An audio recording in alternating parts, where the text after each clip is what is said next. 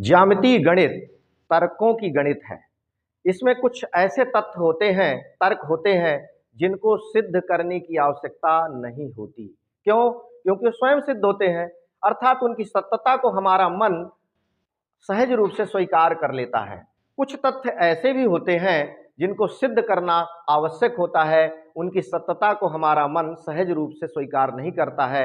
ऐसा एक तथ्य हम लेकर के चलते हैं, इन तथ्यों को हम प्रमेय कहते हैं, थ्योरम कहते हैं। तो वह तथ्य है कि किसी त्रिभुज की यदि दो भुजाएं समान हो तो सिद्ध कीजिए कि उनके सम्मुख कोण बराबर होंगे। अर्थात हमको सिद्ध करना है कि समान भुजाओं के सम्मुख कोण समान होते हैं।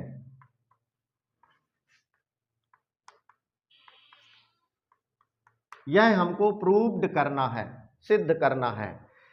जब कोई तथ्य को हम सिद्ध करने जा रहे होते हैं तो उसके कुछ आवश्यकता अनुसार तथ्य होते हैं, ज्योमेट्री में बहुत महत्वपूर्ण, वो लिखने पड़ते हैं। और वो है पहला, इस तथ्य में क्या दिया गया है, हमको प्राप्त क्या है इसमें, अर्थात इसमें गिवन क्या है। तो पहली चीज ज्ञात है हमको इसमें कि त्रिभुज एबीसी ये हमको ज्ञात है।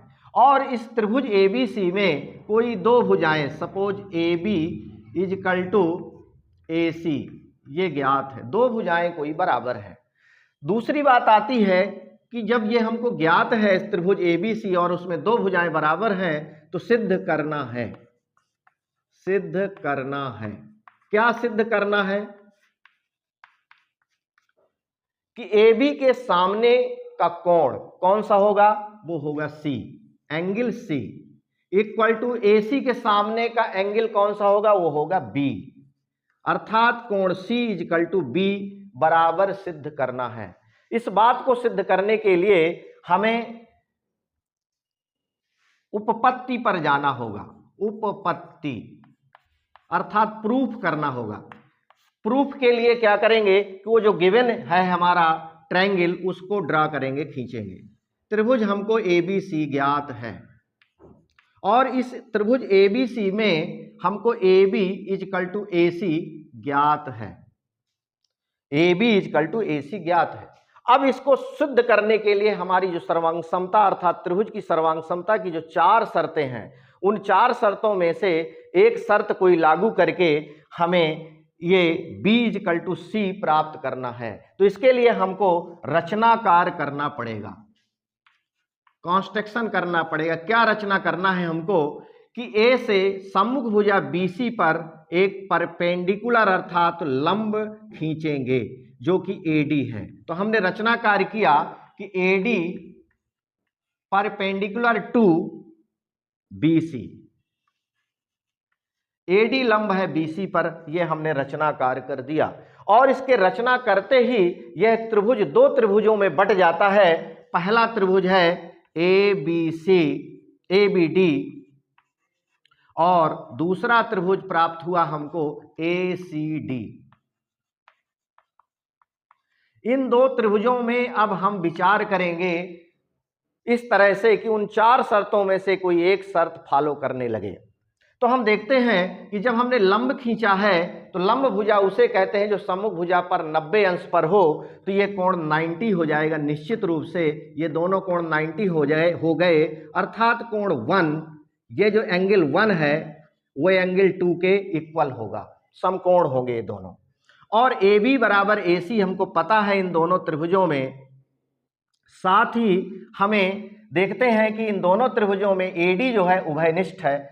इस त्रिभुज में भी AD है और इस त्रिभुज में भी AD है, तो AD इजकल टू AD हो जाएगा। तो हम इन तीनों बातों को लिखते हैं। हमको ज्ञात है कि AB इजकल टू AC, ये हमको ज्ञात है। किस कारण से हम लिख रहे हैं वो कारण हमको यहां लिखना पड़ेगा। एंगल 1 इजकल टू 2, ये इक्वल टू 90 डिग्री है। ये कहां से आया, ये रचना से आया है। और तीसरी बात है कि AD इजकल टू AD, ये दोनों त्रिभुजों की कॉमन है अर्थात उभयनिष्ठ है। अब हम इन तीनों पर विचार करते हैं कि ये तीन शर्तें, ये तीन बातें कौन सी शर्त को फॉलो करेंगे, तो वो होगा RHS। समकोण त्रिभुजों में यदि एक त्रिभुज का कोई एक कोण 90 हो, दूसरे त्रिभुज का एक कोण 90 हो और उसके सामने का जो कर्ण है दूसरा कर्ण इक्वल हो और कोई एक भुजा बराबर हो, तो RHS के अनुसार अर्थात समकोण कर्ण भुजा के अनुसार दोनों त्रिभुज सर्वांगसम कहे जाते हैं। तो इस आधार पर त्रिभुज हमारा जो ये लिया था हमने ABD, वो सर्वांगसम होगा त्रिभुज ACD के अनुसार। कैसे? RHS के अनुसार।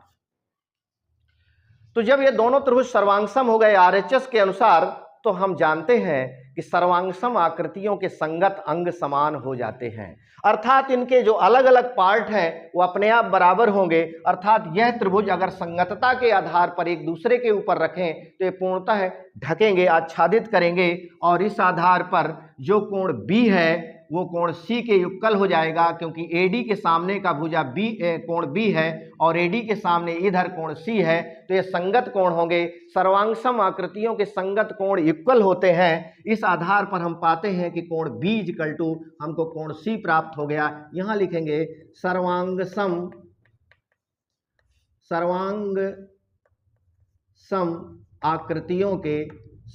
आकृतियां, ऐसा केवल लिख देते हैं।